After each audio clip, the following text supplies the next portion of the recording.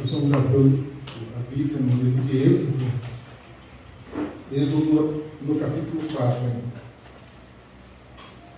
Êxodo capítulo 4, o segundo livro da Bíblia, versos de 1 a 5. Nós estamos falando uma série de mensagens com o tema Andando em Triunfo.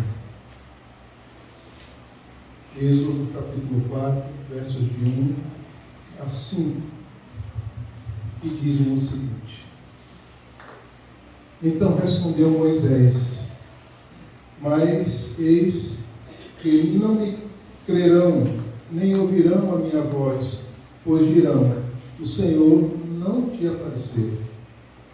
Ao que ele perguntou o Senhor: que é isso na tua mão? Disse Moisés: uma vara. E ordenou-lhe o Senhor: lança no chão.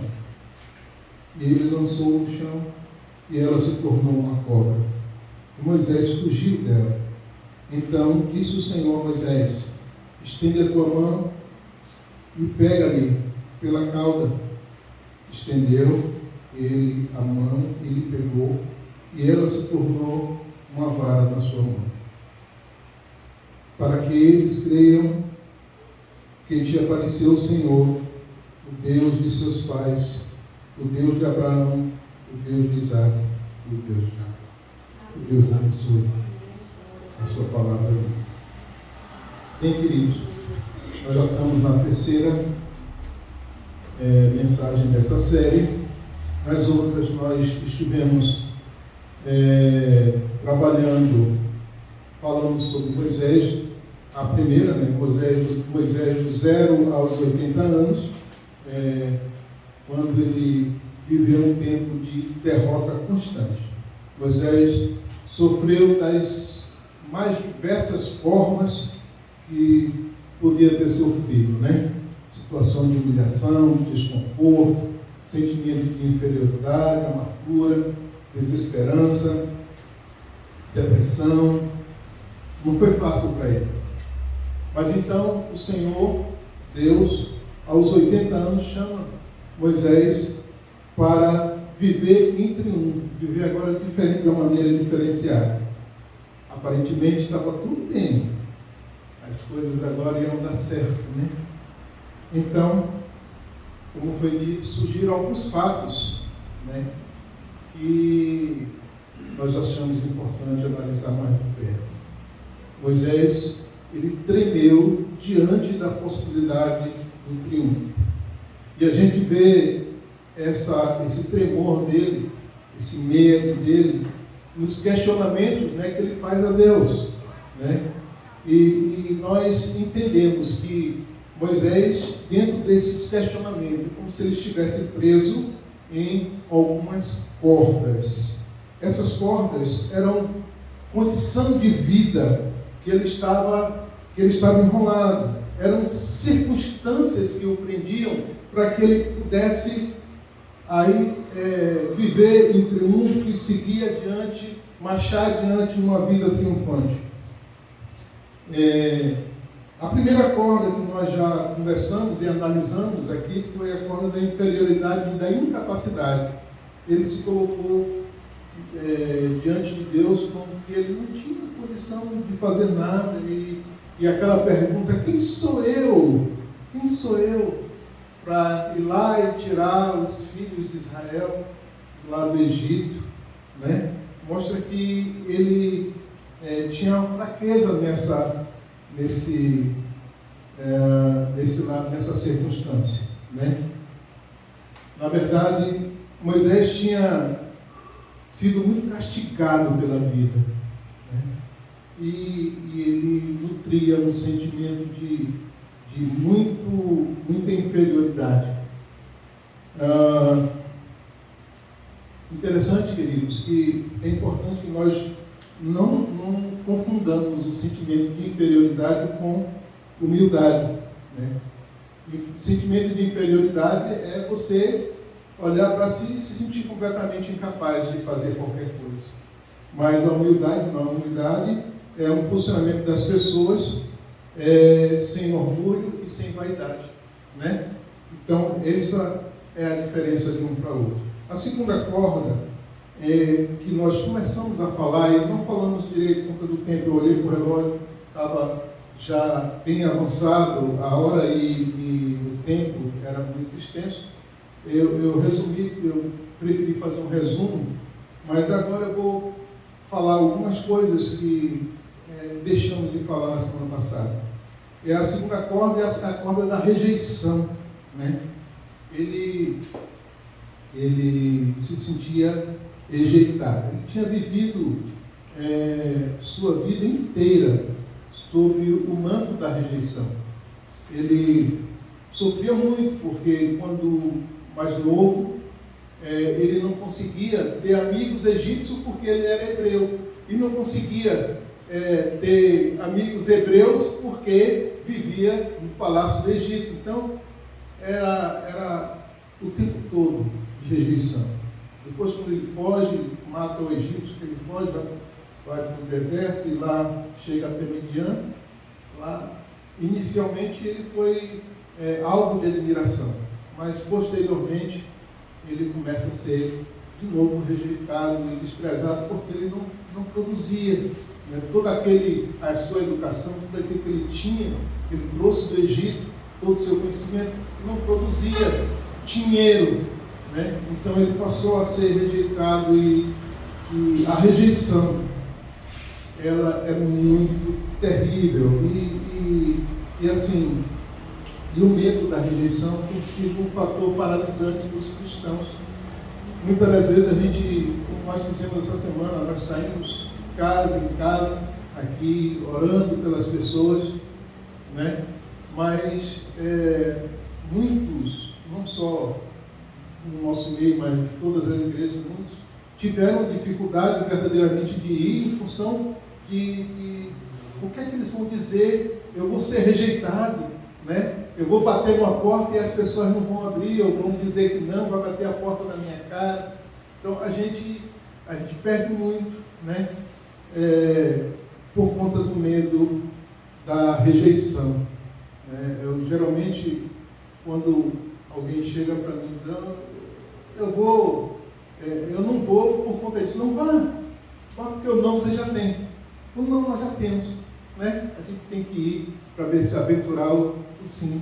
Às vezes, como foi testemunhado no grupo, né? Muita gente testemunhando que chegavam lá, as pessoas choravam, algumas casas as pessoas choravam, pessoas abraçavam, até aqui mesmo foi testemunhado que as pessoas abraçavam aqueles que chegavam ali para orar e tal, e faziam, ficavam alegres, ficavam felizes, né? A gente precisa vencer essa corda da rejeição. E essa corda, existem vários tipos de rejeição, mas as duas principais é a autorrejeição e a rejeição de outros, né? A autorrejeição, na psicologia, chegam a chamar de autossabotagem, que as pessoas elas se autossabotam, né? Por conta de ter medo das situações. O autossabotar é a pessoa agir contra si própria, ou seja, atrapalhar suas próprias tarefas, né? As pessoas fazem isso.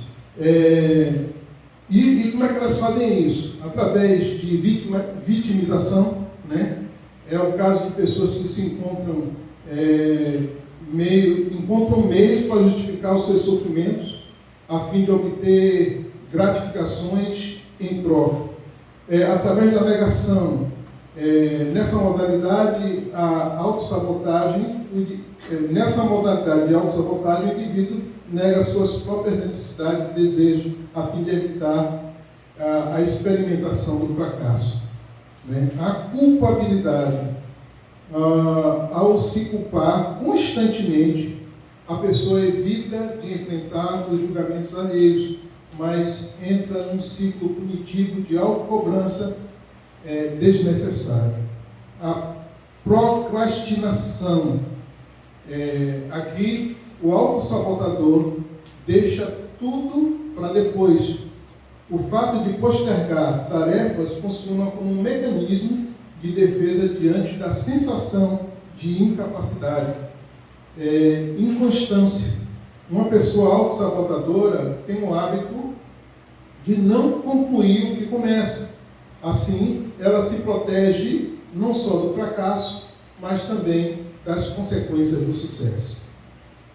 E o medo, né?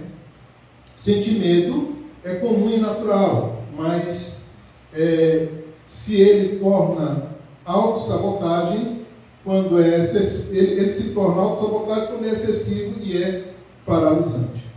E a rejeição de outros, né? Esta pessoa que tem medo da rejeição de outros, né? Ela tem dificuldade de confiar nas outras pessoas. Outras pessoas causam feridas profundas, né? E através de palavras e atitudes foi colocada de lado e não consegue administrar as situações e amarguras. Pessoas que não, por algum motivo, não recebeu elogios, né? Ou aprovação, elas se tornam recolhidas, né? Encolhidas. Pessoas que não progridem na fé porque acham que Deus não faz o mesmo com ela, ou seja, que Deus não usa ela, que Deus não abençoa a sua vida, que Deus, como se Deus tivesse desprezado, botado de lado a pessoa, né? Ali. Então, assim, essas pessoas, elas não progridem na fé, porque ela não consegue ter fé suficiente para poder vencer o seu medo de rejeição. Deus quer nos livrar dessas cordas. E ele faz isso, nos concedendo o poder e a autoridade que há no seu nome. Davi, ele lutou com Golias em nome do Senhor dos Exércitos. Os apóstolos transformaram o mundo no nome de Jesus.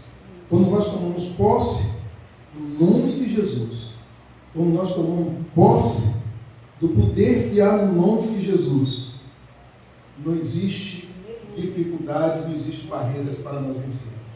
A gente não precisa ficar preso nem na auto-rejeição e nem no medo de rejeição de outros. Bem, agora nós vamos tratar da terceira corda, né, que prendia Moisés, né? O terceiro comportamento que fazia ele ficar estático, né? Para vivermos em triunfo, nós temos que vencer a corda de eu não sou quem os outros desejam. Isso é terrível e difícil. Olha o que diz o verso 1. Então Moisés respondeu: mas eis que não me crerão, nem ouvirão a minha voz, pois dirão: o Senhor não te apareceu. Irmãos, essa corda, ela é mais resistente na vida das pessoas que estão amarradas por elas. Por quê? Porque o material que ela é feita, ela é tecida pelos injustos padrões sociais do mundo, né? Os padrões sociais, eles são definidos, né? E nós todos somos pressionados a andar por esses padrões. Etiqueta, religiosidade, moralidade, protocolos e muitos outros. A gente é obrigado a viver como se os padrões fossem uma forma que a gente fosse obrigado a se amoldar naquela forma. Os padrões sociais estabelecidos a um libertador era bem diferente de Moisés naquele momento. Moisés não tinha nenhuma qualidade de um libertador, né? Ele sabia que ele não se encaixava nos padrões de libertador. Por isso ele disse: olha, o pessoal não vai me ouvir. Eu não estou no estereótipo de um libertador. Ninguém vai me ouvir, ninguém vai crer em mim, ninguém vai me dar importância, né? Ele achava que não possuía os requisitos para aquela função. Ele havia aceito como verdade aqueles padrões que lá no Egito o povo tinha, os seus irmãos tinham e a sociedade de um modo geral tinha. Ele tinha aquilo como uma absoluta verdade, né? E esses padrões, meus queridos, nos travam e não nos deixa viver, andar triunfante por esse mundo, muito menos olhar para os planos de Deus e cumprir os planos de Deus nas nossas vidas. Olhando para essa questão, nós vemos também os apóstolos de Cristo. Quem eram os apóstolos de Cristo? Todos homens indoutos, pescadores, pessoas simples, pessoas que não tinham nada, pessoas que, se fossem pelos padrões humanos da sociedade, eram as últimas pessoas do mundo que Jesus tinha que escolher, porque não tinha capacidade nenhuma. Eram pessoas simples, pessoas que não tinham estudo. Jesus tinha, nos padrões, né? Jesus tinha que ter escolhido ali um doutor, uma pessoa que já conhecesse a palavra de Deus com profundidade e tal. Mas Deus escolheu os indoutos. E esses caras revolucionaram o mundo. O Evangelho chegou aqui a nós porque esses 12, como diz lá em Atos, incendiaram o mundo com a palavra de Deus. Então, os padrões do mundo não devem fazer parte da nossa vida. Ao contrário, a gente precisa vencer os padrões do mundo. Quando Moisés falou, mas eis que não me crerão, nem me ouvirão a voz, pois dirão, o Senhor não te apareceu. Era como se Moisés estivesse dizendo, eu não me encaixo no padrão do mundo aí fora como libertador. Eu não sou quem as pessoas querem que eu seja. Eu não sou, eu não tenho como ir lá, né? Moisés verdadeiramente não tinha nada de um libertador.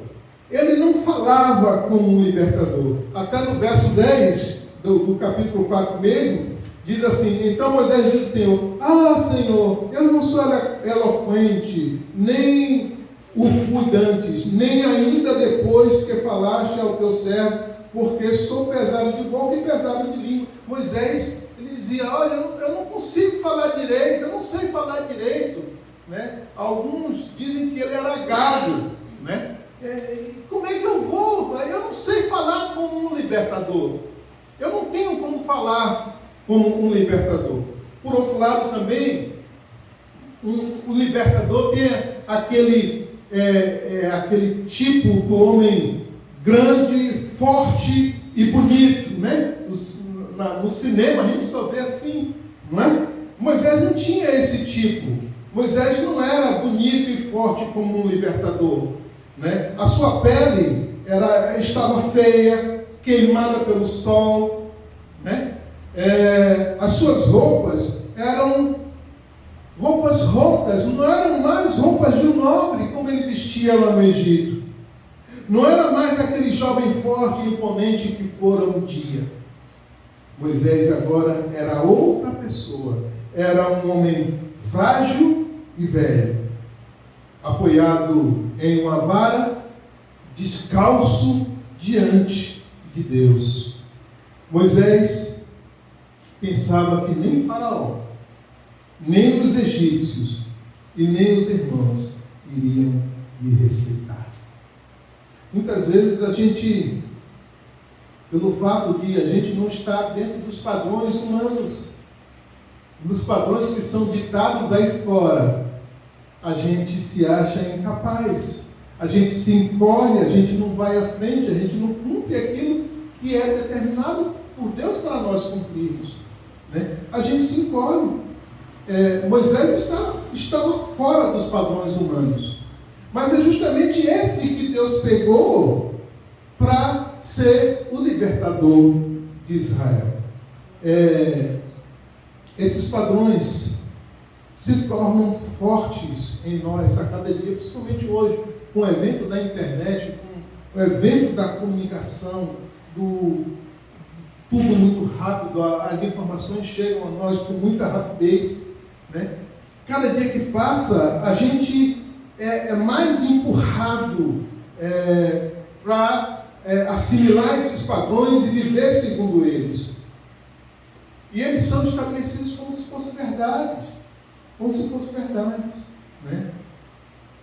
Mas esses padrões, muitas das vezes, nos impedem a andar em triunfo. Ele bloqueia os nossos caminhos para o triunfo. Ele bloqueia o caminho daquele que quer verdadeiramente andar em triunfo. Moisés, talvez ele tenha pensado: se eu tivesse um cavalo branco, se eu tivesse uma armadura reluzente, uma espada cravada de pedras preciosas, se eu tivesse uma tropa de soldados valentes, aí eu me encaixaria no padrão de um libertador, todos iriam acreditar em mim como libertador de Israel e todos iriam me aceitar. Talvez ele tivesse pensado isso. E isso é semelhante a nós, quando nós arrumamos desculpas para não fazermos aquilo que temos que fazer, aquilo que fomos comissionados a fazer. Eu não vou fazer isso porque não tenho aquilo. Na igreja tem gente mais competente do que eu para fazer esse trabalho, para exercer esse cargo, né? Não vou ajudar porque o que é que os outros vão falar de mim? São pensamentos que muitas das vezes a gente faz, a gente se pergunta, né? E daí a gente entende por que Israel rejeitou Jesus como o libertador de Israel. A gente entende. Porque Israel esperava um rei ali coroado pelos homens, montado num cavalo branco, guerrilheiro, que chegasse ali com seu exército e lutasse contra o exército dos romanos que oprimia o povo de Israel naquela época, que lutasse e libertasse. Eles esperavam isso. E pelo fato deles esperarem um rei segundo os padrões humanos, o rei dos reis teve junto a eles, eles não conheceram. E muitas das vezes isso acontece com a gente, irmãos. Acontece com a gente. Muitas das vezes a gente perde oportunidades, muitas das vezes a gente não consegue enxergar as oportunidades, simplesmente porque nós não rejeitamos os padrões humanos e a gente não se encaixa no padrão de Deus, a gente não busca entrar no padrão de Deus, a gente não entra no padrão de Deus e a gente luta. É incrível como muitos de nós às vezes lutamos contra os padrões de Deus. Deus tem um padrão de comportamento, Deus tem um padrão de reverência, Deus tem um padrão de estar na sua casa, na sua obra. Deus tem um padrão. Como é que a gente luta contra isso? Muita gente luta contra isso. A gente precisa parar e pensar.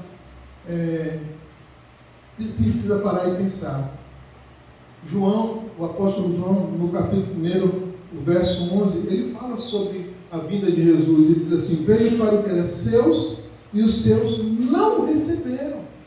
Os israelitas não receberam a Jesus como o rei dos reis, porque eles não esperavam o rei como ele veio, simples, homem de dores, e veio ali para salvar e redimir toda a humanidade, iniciando por Israel, e eles não conheceram. A gente erra muito nisso, irmãos. A gente erra muito nisso. A gente não reconhece, né, o que Deus tem para nós. A gente deixa as oportunidades passar, né? por conta dos padrões humanos que vivem encravados no nosso coração. Deus, Ele não mudou nada no físico de Moisés. Moisés continuou sendo do mesmo jeito que ele era. Deus não mudou nada. Porque Deus ele não muda a estrutura de ninguém para satisfazer os padrões do mundo. Moisés continua ali com a sua roupa toda, descalço, com o seu cajado na mão e com seus 80 anos de idade, sem a vitalidade que ele tinha anteriormente. Deus não recuperou a vitalidade dele. Deus não vai modificar ninguém. Deus não vai mexer no seu caráter. Deus não vai mexer na sua personalidade. Né? Ele não vai fazer isso. Você que tem que adquirir o caráter de Deus. Mas Deus ele não vai mexer no teu caráter. Ele não vai mexer na tua personalidade. Você vai continuar sendo quem você é, como sempre foi. Sou eu, do mesmo jeito que eu fui desde que me converti. Hoje, eu sei que eu tenho coisas que eu tenho que me controlar, me conter, em função de satisfazer a vontade de Deus. Mas não que Deus tenha mudado a minha personalidade. Eu sou mesmo a mesma pessoa. Nervoso que sou. Muito nervoso. Muito nervoso. Continuo sendo. Mas hoje eu me controlo. Eu me controlo. Por quê? Porque é importante hoje eu andar segundo os padrões de Deus. Irmãos, não é o que temos que vai nos dar a vitória. Não é o que somos que vai nos dar a vitória. Não é o que fazemos que vai nos dar a vitória. Muito menos onde nós estamos que vai nos dar a vitória. Mas sim em quem nós cremos. E outra coisa, se a nossa fé não estiver na direção correta, não vai haver vitória.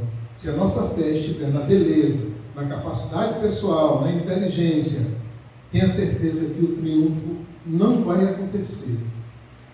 Mas se a nossa fé estiver no Senhor, nós vamos marchar em triunfo nessa terra.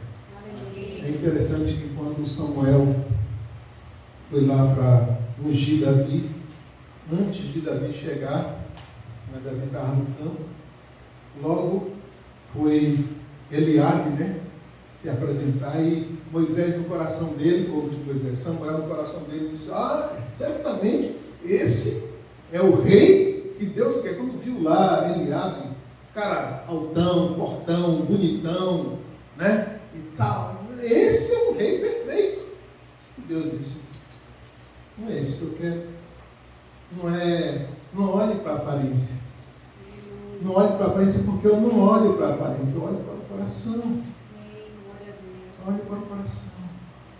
Não adianta, irmãos, não adianta a gente se encaixar nos padrões do mundo.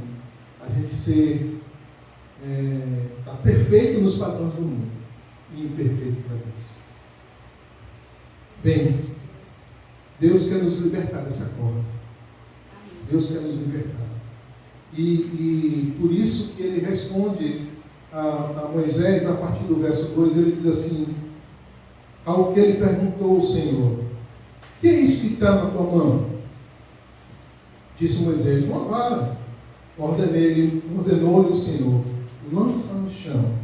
E ele lançou, e ela se tornou uma cobra. Moisés fugiu dela. Então disse o Senhor a Moisés: estende a tua mão e pega pela cauda. Ele estendeu, ele pegou, e ela se tornou como vara na sua mão de novo. O Senhor, ele perguntou: o que é isso na tua mão? Na mão de Moisés estava ali vara, um cajado, né? Ele usava para tocar as ovelhas do seu sogro. Um cajado que talvez, possivelmente, ele colheu no mato, na floresta. Passou lá e cortou, né? Cortou uma vara, limpou, tirou os espinhos e tal, ajeitou para que ele pudesse andar ali, tocar suas ovelhas, ajudar a tocar suas ovelhas. Possivelmente, aquela vara ali estava cheia de nós, talvez retorcida, cheia de veios, né? Mas aquela vara ali era o único bem que Moisés possuía. O resto era tudo do seu sogro. Até a roupa que ele vestia era do sogro, o sogro deu para ele. Porque ele não tinha ovelhas, ele não tinha nada. Ele vivia na dependência do seu sogro. Ele pastoreava as ovelhas do seu sogro para poder se sustentar. E Deus chegou ali e pediu para ele exatamente tudo que ele tinha. Que é aquela vara, joga a vara no chão. E foi através dele, de Deus tirar a possibilidade de apego à única coisa que ele tinha, Deus tirou ali, foi que Deus passou a conduzi-lo em triunfo. Muitas das vezes, queridos, Deus tira coisas de nós. Deus tira coisas de nós. Mas essas coisas que Deus tira, muitas das vezes, é a possibilidade de começar a nos conduzir em triunfo. Porque muitas das vezes, aquilo que está em nós, muitas das vezes, atrapalha o nosso andamento, o nosso bem-estar com Deus. E Deus tirou de Moisés o apego por aquela vara. Igual como aconteceu com o cego Bartimeu. Jesus ia passando, chegou em Jericó, ia passando, e alguém disse: Jesus está passando. Jesus, filho de Davi, tem misericórdia de mim. Começou a gritar. O cego começou a gritar. Até que Jesus parou e disse: não, manda ele vir. E quando Jesus mandou ele vir, ele tinha ali aquela capa, a capinha dele.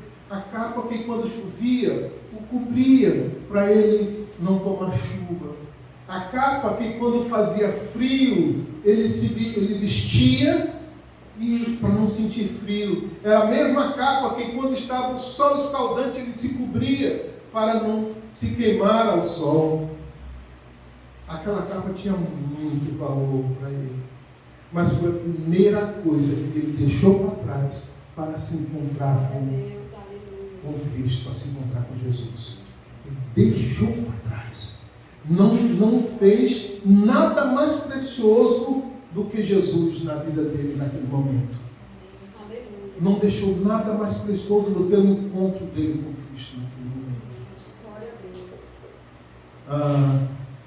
Igual a viúva do azeite. A viúva do azeite, né? Chegou, ela foi até o Eliseu, e Eliseu perguntou para ela: o que é que você tem? Eu não tenho nada que você tem. O que é que você tem lá na sua casa? Eu só tenho um pouquinho de azeite. Pronto, é esse mesmo que eu vou fazer multiplicar. Esse mesmo que eu vou fazer render. É desse mesmo que eu vou fazer com que você consiga marchar em triunfo nessa terra. Né? Então, queridos, nada pode impedir com que o Senhor retire aquilo que deve ser retirado para que nós possamos marchar livremente em triunfo. O apego que nós temos muitas das vezes por coisas que não deveríamos ter, para a gente poder marchar em triunfo. Deus mostra a Moisés que ele triunfaria a partir daquilo que ele tinha. Deus não acrescentou nada, mas a partir daquilo que ele tinha, ele ia começar a triunfar. Deus mostrou a Moisés, e a partir daquele local onde ele estava, ele ia triunfar. Deus mostrou a Moisés que bastava ele fazer o que Deus estava mandando ele fazer, que ele iria triunfar, que ele iria alcançar a vitória. E a fé de Moisés aumentou significativamente, jogando a sua vara no chão. Moisés, ele aprendeu a não dar importância aos padrões que o mundo determina. A sua simplicidade de vida agora o faz caminhar em triunfo com Deus. Não havia nenhum sinal em Moisés que distinguisse ele do restante do povo de Israel. Moisés não usava coroa, não tinha coroa. Moisés não carregava cetro na sua mão. Moisés não sentava em trono. Ele era igual aos outros. Ele caminhava com o povo no deserto, apenas liderando o povo. Moisés escreveu o maior e o mais importante compêndio de leis que nós já vimos na história da humanidade. Moisés estabeleceu as bases para a religião judaica e hoje para a religião cristã também. E o seu nome continua sendo grande depois de 4.000 anos que passou essa história. Moisés, o seu nome até hoje está marchando em triunfo no meio da história. E é assim que Deus faz, irmãos. É assim que Deus faz, é assim que Deus quer fazer conosco. Moisés, ele venceu porque entendeu que deveria deixar os padrões injustos do mundo para viver nos superiores padrões de Deus. Deus tem os seus padrões. É superior a tudo e a tudo e a todos, tudo que a gente possa pensar, tudo que a gente possa imaginar. São os padrões de Deus. E é nesses padrões que nós precisamos andar.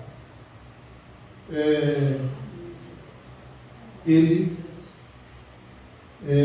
não mais permitiu pensar o que os outros pensariam dele. E nós, irmãos, não devemos jamais continuar deixando que a nossa vida seja pautada pelo que os outros pensam. A gente tem que apenas levar nossas vidas para ser pautadas como Deus quer que nós pensamos, como Deus quer que nós andemos. Ninguém que muitas das vezes fala, não são aqueles que põem a comida na sua mesa, não são aqueles que te abençoam, não são aqueles que te dão a condição de vida. E o único que faz isso o tempo todo é Deus. Deus, se você está aqui, se você está vivendo hoje dignamente, porque Deus te dá o seu pão de cada dia na sua mesa, porque Deus te dá descanso, te dá paz, Deus cuida de você, Deus supre as suas necessidades. De sorte que nós precisamos entender isso e colocar em prática. Seguir os padrões de Deus, seguir a vontade de Deus. Seguir a vontade de Deus, olhar os seus mandamentos, cada dia que passa, colocar mais e mais a palavra dele no nosso coração e praticar essa palavra. E não ter medo, não ter medo. Não tenha medo. O não nós já temos. Agora a gente vai atrás do sim. Se nós continuarmos tendo não mudou em nada. Mas se a gente tiver o sim, a gente deu um passo adiante. E tenha certeza, se Deus está conosco, as portas vão se abrir. Vidas serão abençoadas em abundância. Com toda certeza, se Deus estiver com cada um de nós. E se nós estivermos também fazendo a vontade de Deus. Para encerrar, Deus deseja que nós vençamos essa corda. Devemos focar no que Deus deseja que sejamos. Precisamos nos esvaziar dessas amarras, nos libertar dessas amarras. O autor, o pastor José Bernardo, que é o autor desse livro, Andando em Triunfo, ele fala de nós nos alegrarmos com as vasilhas vazias. Quando eu li isso, eu não entendi o que ele quis dizer, mas depois eu fui meditar no assunto e aí entendi o que ele estava querendo, né? Ele toma como base a viúva do azeite, né? Que ele diz que a viúva do azeite se alegrava com as vasilhas vazias que chegavam a ela. Ela se alegrava com as vasilhas vazias mais do que com as vasilhas cheias. É meio paradoxal isso, né? Mas olhe bem, que a vasilha que estava cheia, mas a vazia, opa, mais uma! E aí enchia. Aí estava a alegria dela de ver o milagre de Deus acontecendo. E cada vasilha vazia que chegava até ela era a possibilidade do enchimento daquele milagre de Deus sendo derramado ali, enchendo aquela vasilha, né? A vasilha vazia era a oportunidade da maior manifestação do poder de Deus. Aquela mulher, ela triunfou sobre as suas dívidas, triunfou sobre os seus credores, triunfou sobre a incerteza do futuro, que seu marido tinha morrido, ela não tinha certeza de nada para o futuro, e seu marido tinha deixado ela cheia de dívidas, ela não tinha nenhuma esperança de futuro, mas aquelas vasilhas vazias, passo a passo, foi aumentando cada vez mais o triunfo dela sobre todas as situações difíceis que ela vivia. E o texto diz assim, no versículo 6 do capítulo 4 do 2 Reis, diz assim: cheias foram as vasilhas, disse a seu filho, chega-me ainda uma vasilha, mas ele respondeu, não há mais vasilha nenhuma. Então o azeite parou. O azeite só parou quando a vasilha tinha acabado, quando não tinha mais vasilhas vazias. Esvazie-se, irmãos. Esvazie a si mesmo dos padrões do mundo. Esvazie, jogue fora, né?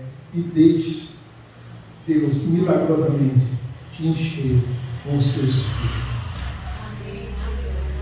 Deixe Ele te encher, deixe Ele transbordar, deixa Ele fazer você transbordar dos seus filhos. Deixe. E junto a isso, faça uma grande obra para Deus, que corresponda à sua vontade. E ande em triunfo nessa terra. Que Deus nos abençoe e aplique essa palavra em nosso coração. Vamos orar.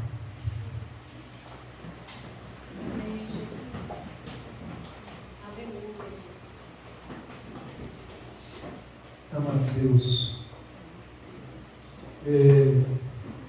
nós muitas das vezes, Senhor, temos vividos amarrados por essas cordas da rejeição, Deus, e isso muitas das vezes tem trazido peso, tem nos paralisado diante de tamanha obra que o Senhor nos confiou.